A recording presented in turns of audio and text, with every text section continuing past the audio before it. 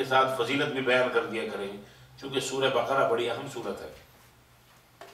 ایک اور روایت میں آتا ہے کہ سورہ بقرہ فسطاط القرآن ہے، یعنی قرآن کا خیمہ ہے جس میں ہر چیز آ جاتی ہے۔ سورہ بقرہ میں ہر چیز ہے۔ امام مسلم نے حضرت ابو ہریرہ رضی اللہ عنہ سے نقل کیا ہے، وہ فرماتے لا تجعلوا بیوتکم مقابر ان الشیطان یفر من البیت الذی تقرأ فیہ البقرہ، کہ اپنے گھروں کو قبرستان نہ بناؤ۔ قبرستان میں کوئی قرآن نہیں پڑھتا، اگر پڑھتا ہے تو کبھی کبھی جب جاتا ہے اپنے کسی چاہنے والوں کی قبر پہ تھوڑی دیر پڑھا۔ تو اللہ کے نبی صلی اللہ علیہ وسلم فرما رہے ہیں کہ اپنے گھروں کو قبرستان نہ بناؤ۔ اس کے دو مطلب ہیں، ایک تو یہ کہ بالکل ہی قرآن، قبرستان میں بہت سے دن ایسے آتے ہیں کوئی بھی نہیں جاتا، کس کے پاس ٹائم ہے، اور جب چلے گئے تو کچھ جس کو حسب توفیق سورہ یاسین ہے، یاسین پڑھ لی، تبارک الذی پڑھ لی، چھوٹی قل اعوذ برب الفلق ناس پڑھ لی۔ حضور نے فرمایا لا تجعلوا بیوتکم مقابر، اپنے گھروں کو مقبرے، قبرستان نہ بناؤ۔ سورہ بقرہ پڑھا کرو، سورہ بقرہ جہاں پڑھا جاتا ہے شیطان وہاں سے بھاگ جاتا ہے۔ مطلب یہ ہے کہ اپنے گھروں میں قرآن مجید پڑھا کرو تواتر کے ساتھ، پابندی کے ساتھ۔ یہ نہیں کہ جب کسی کے مرنے کی خبر آئے جبھی سورہ یاسین کھولی جائے یا سپارہ پڑھا جائے، نہیں، ہر روز تھوڑا تھوڑا۔ اور میں تو ہمیشہ آپ سے کہتا ہوں، میں نے کبھی آپ کو یہ نہیں کہا اتنے سالوں میں کہ آپ سورہ بقرہ روزانہ پڑھیں۔ سورہ بقرہ تو ختم نہیں ہوگی، لیکن بندہ بشر جو ہے یہ ختم ہو سکتا ہے۔ بھائی تھوڑا تھوڑا پڑھو، ایک ایک صفحہ روزانہ پڑھو، اور جن کی پریکٹس ہے پڑھتے رہتے ہیں الحمدللہ وہ جلدی ختم کر لیتے ہیں، اور جن کی پریکٹس نہیں ہے ان کو قرآن خوانی میں حشر دیکھ لو، ادھر پورا قرآن 2 دفعہ ختم ہو گیا، اس کے 3 پیج ختم نہیں ہو رہے، وہ پکڑا ہوا ہے، وہ اس چکر میں ہے کہ حافظ صاحب اپنا سپارہ ختم کریں تو میں اپنا سپارہ ان کو دوں۔ اس کو پتہ نہیں ہے کہ ہم وہ اس طرح سپارہ قبول کرنے والے نہیں ہیں۔ اپنا خود پڑھو، جو آ رہا ہے لیے چلا آ رہا ہے، جی میرے ہی پڑھ دیں، اچھا جی کھانا تو آپ اپنا خود کھاتے ہیں، سپارہ دوسرے سے پڑھواتے ہیں، کیوں؟ سبحان اللہ، یہ محبت کی باتیں یہ چلتی رہیں گی۔ سورہ بقرہ کے متعلق ابن عربی رحمۃ اللہ علیہ فرماتا ہے فیہا الف امرین الف نہین الف حکمین الف خبرین، 1000 احکامات ہیں کرو، 1000 منہیات نہیں کرو، احکامات 1000 ہیں اور اخبار 1000 ہیں۔ حضور علیہ الصلوۃ والسلام نے فرمایا اقرأوا زہراوین البقرہ و آل عمران، 2 روشن صورتیں پڑھا کرو، سورہ بقرہ اور سورہ آل عمران۔ اور حضور نے فرمایا سورہ بقرہ میں ایک آیت ایسی ہے وہی سیدۃ القرآن، وہ قرآن کی سردار ہے، سیدہ ہے، وہ ہے آیت الکرسی۔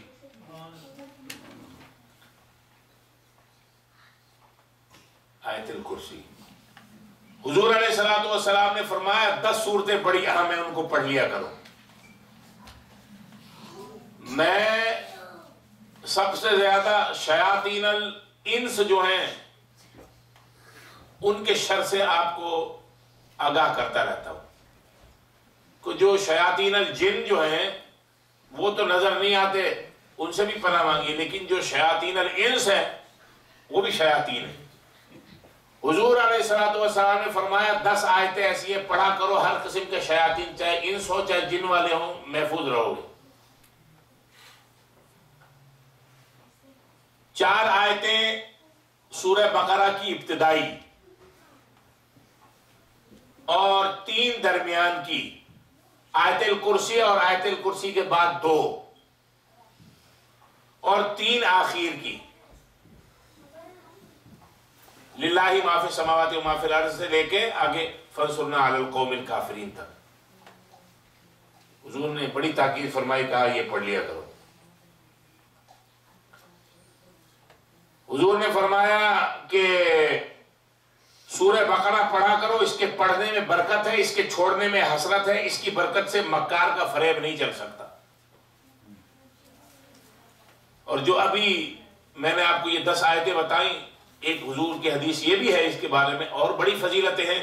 من قرأ 10 آیات من سورة البقرة في ليلة لم يدخل ذلك البيت شيطان تلك الليلة حتى يصبح 4 من اولها وآیت الکرسی وآیتین بعدها وثلاثا خواتیمها، شروع کی 4، بیچ کی 3 جو ابھی بتائیے، اور آخر کی 3۔ تو سورہ بقرہ کی یہ فضیلت ہے۔ اب چلتے ہیں بسم اللہ الرحمن الرحیم۔ سورہ بقرہ کا نام بقرہ جو رکھا گیا، بقرہ گائے کو کہتے ہیں، کوئی خاص وجہ نہیں ہے یہ رکھنے کی، چونکہ ایک گائے کا واقعہ اس کے اندر آ گیا ہے جو چل کے آئے گا، اس نسبت سے اس کا نام سورہ بقرہ رکھ دیا گیا، بس نسبت کی وجہ سے۔ الف لام میم، الف لام میم یہ حروف مقطعات ہیں۔ قرآن کریم کی بہت سی صورتوں کے شروع میں چند حروف سے مرکب کچھ کلمات لائے گئے جو لکھے تو جاتے ہیں مرکب یعنی ملا کے، اور پڑھے جاتے ہیں مفرد الگ الگ۔ ان کو مقطعات کہتے ہیں، اور ہر حرف کو ساکن کر کے ایک دوسرے سے جدا پڑھا جاتا ہے، یعنی لکھنے میں ایک جیسے جس طرح میں نے بتایا آتے ہیں، اور پڑھنے میں الگ الگ۔ اس موقع پہ ایک بات یہ یاد رکھیے کہ قرآن مجید میں 3 قسم کی آیات ہیں۔ پہلی آیات کو کہا جاتا، پہلی قسم کی جو آیات ہیں ان کو کہا جاتا ہے آیات محکمات۔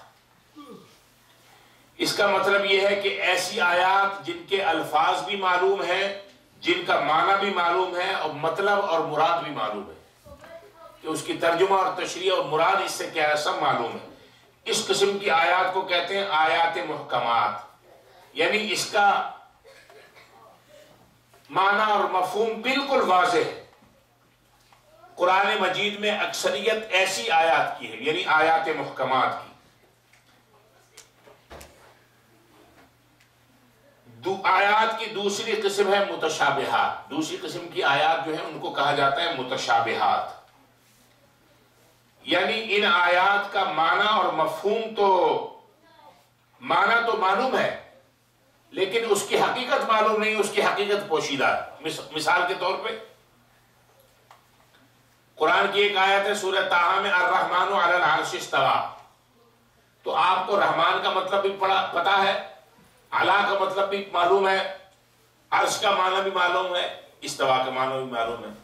الرحمن علی العرش استویٰ کا مطلب یہ ہو کہ اللہ تعالیٰ اپنے عرش پر مستوی ہوا۔ مستوی ہوا کا مطلب 2 منٹ کے لیے یہ سمجھ لیجیے کہ وہ بیٹھا، اللہ عرش پر بیٹھا، حالانکہ بیٹھنا یہ صحیح ترجمہ نہیں ہے۔ الرحمن علی العرش استویٰ،